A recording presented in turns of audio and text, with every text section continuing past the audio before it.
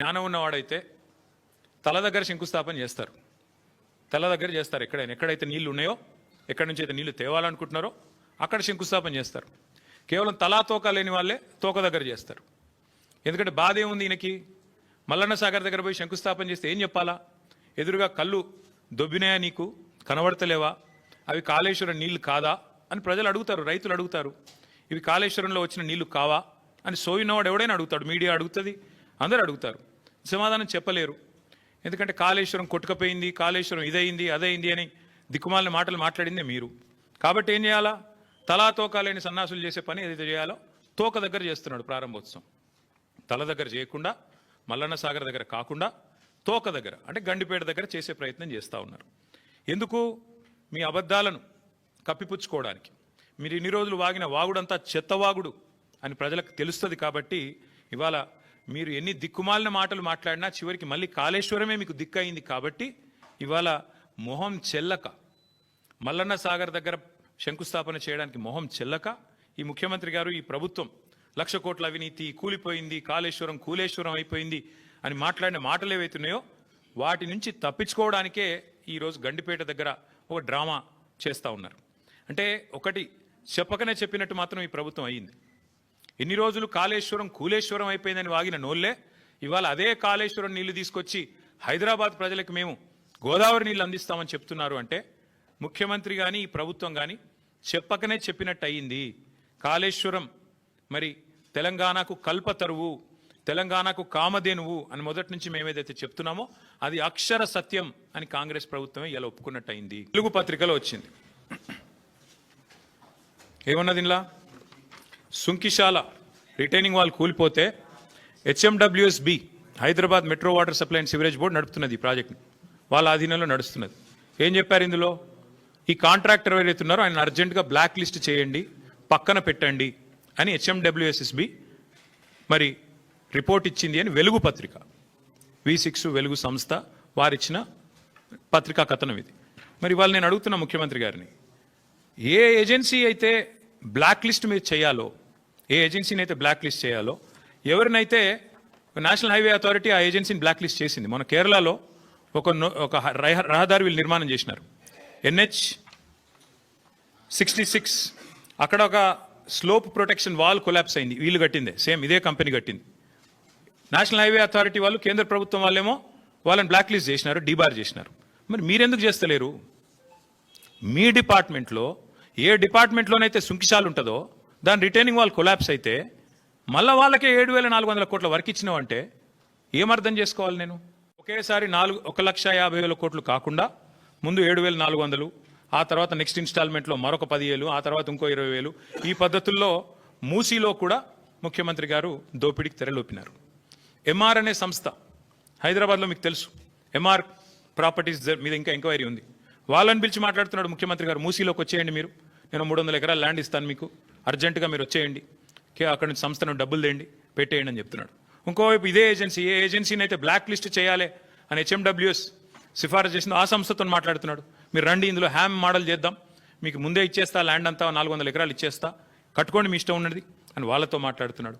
ఎందుకు ఇంత ఆత్రము? అదే ఆత్రం నీకు తులం బంగారం ఇవ్వడానికి ఎందుకు లేదు? అదే ఆత్రం నీకు నెలకు 2,500 మహిళలకి ఈయనకి ఎందుకు లేదు? అదే ఆత్రం నీకు పిల్లలకి స్కూటీలు ఇవ్వడానికి ఎందుకు లేదు? విద్యా భరోసా కార్డులు ఇవ్వడానికి ఎందుకు లేదు? అదే ఆత్రం ముసలోళ్ళకి 4,000 పెన్షన్ ఇచ్చే విషయంలో ఎందుకు లేదు? ఎందుకు అంటే అక్కడ కమిషన్లు రావు, ఇక్కడైతే కమిషన్లు దండుకోవచ్చు, సీట్లు కాపాడుకోవచ్చు.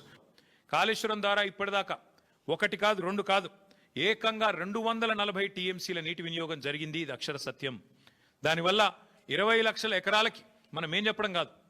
శాసనసభలో అక్బరుద్దీన్ ఓవైసీ గారు అడిగినారు, మీరేమో కాళేశ్వరం ద్వారా 1 ఎకరానికి నీళ్ళు రాలేదని చెప్తున్నారు, మరి మీరు ఇచ్చిన పుస్తకంలోనే 20 లక్షల ఎకరాలకు నీళ్ళు ఇచ్చినట్టుగా ఉన్నది, ఏది నమ్మాలా? మీ ప్రభుత్వానికి కనీసం కుడి చేయికి ఎడం చేయికి సయోధ్య ఉన్నదా అని స్వయంగా ఇవాళ మీ మిత్రపక్షంగా వ్యవహారం చేస్తున్న అక్బరుద్దీన్ ఓవైసీ గారు కూడా అడిగే పరిస్థితి వచ్చింది అంటే మీరు అర్థం చేసుకోండి.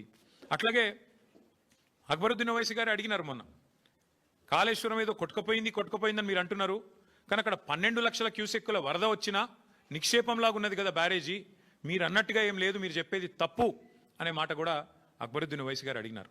అట్లాగే ఆయన ఇంకొక మాట కూడా అడిగినాడు, 20 నెలలుగా ఎందుకు రిపేర్ చేస్తలేరు మీరు? ఎందుకు మీరు ఇన్ని రోజులు రిపేర్ చేయకుండా ఉన్నారు అనే ప్రశ్న కూడా వారు అడిగినారు. ఇంకొక మాట కూడా ఈ సందర్భంగా ఇదే అవకాశంగా నేను తెలంగాణ ప్రజలు కూడా విజ్ఞప్తి చేస్తా ఉన్నాను.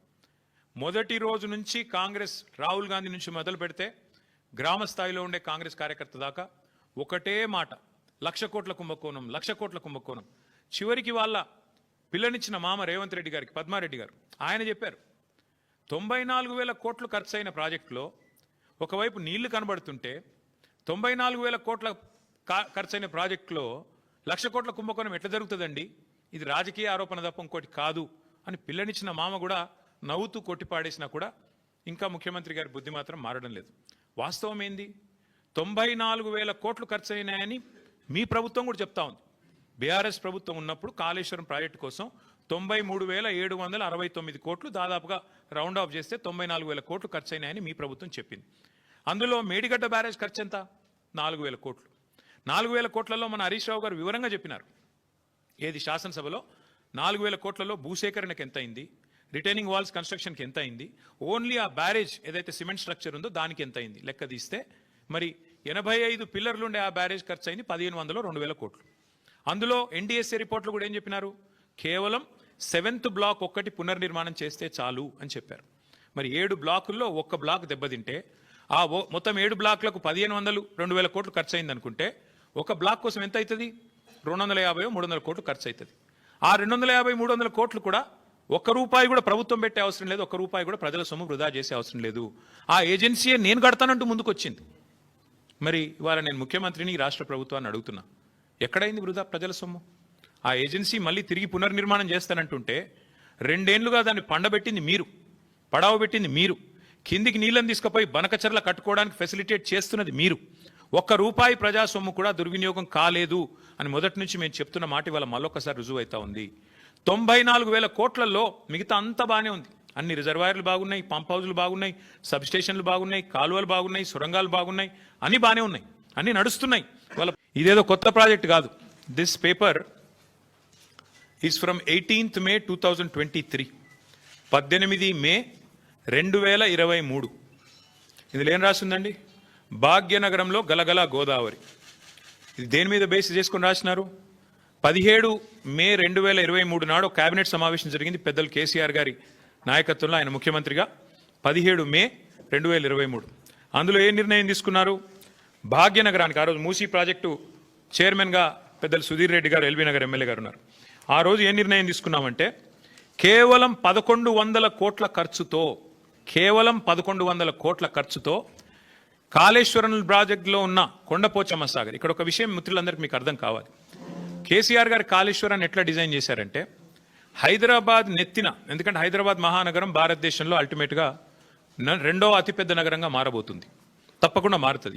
ఈరోజు జనాభా 1,20 లక్షలు కావచ్చు, భవిష్యత్తులో 3 కోట్లకు పెరుగుతుంది.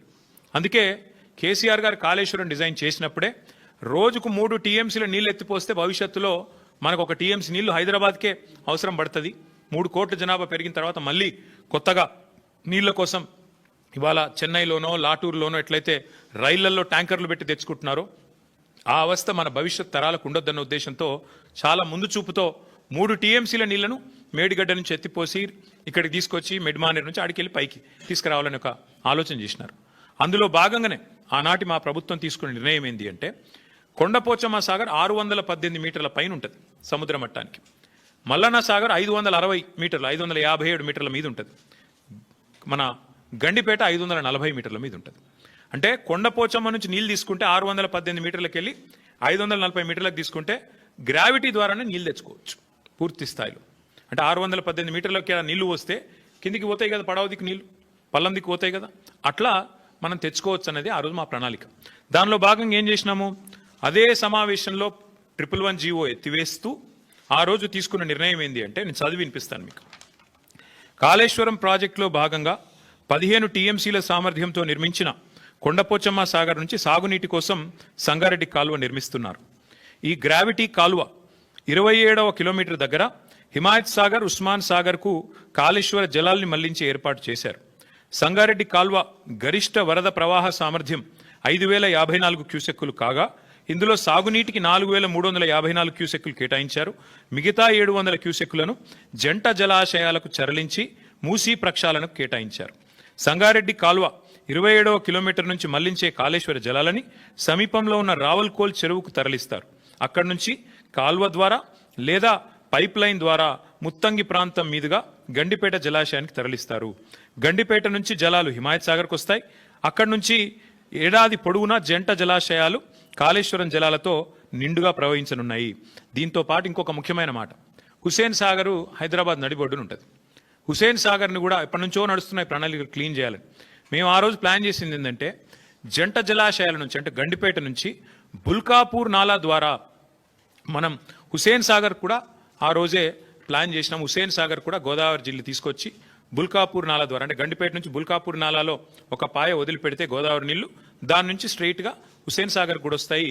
తద్వారా మొత్తం ఇటు హుసేన్ సాగర్ అటు 2 జంట జలాశయాలు కూడా పూర్తిగా సమృద్ధిగా ఉంటాయనేది మన agenda. This is from 17th May 2023 cabinet in KCR government. కేవలం 1100 కోట్ల రూపాయలతోనే ఈ పని చేయవచ్చు. ఇవాళ ముఖ్యమంత్రి ఏం చేస్తున్నారు, ఈ ప్రభుత్వం ఏం చేస్తున్నది? ఇవాళ మీరు పేపర్ యాడ్ చూడండి.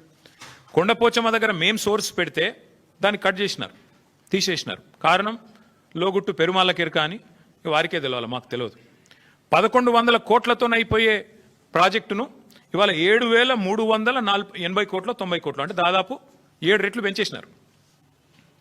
ఎవరి కోసం, ఎందుకోసం చెప్పరు, సమాధానం రాదు.